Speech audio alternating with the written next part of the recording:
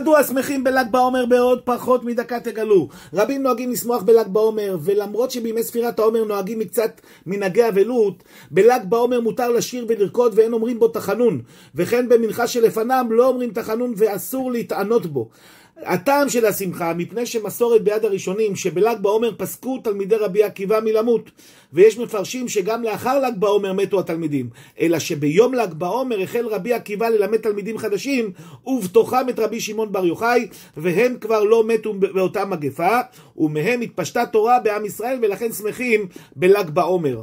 יש אומרים שבל"ג בעומר שמח רבי עקיבא את חמשת תלמידיו, רבי יהודה, רבי יוסי, רבי שמעון בר יוחאי, רבי אלעזר בן שמוע ורבי מאיר בעל הנס, שהם המשיכו את מסורת התורה. הטעם הנוסף לשמחה בל"ג בעומר שהוא יום ההילולה של התנא הקדוש רבי שמעון בר יוחאי, שהיה תלמידו המובהק של רבי עקיבא, וממנו המשיכה התורה וגם תורת הסוד.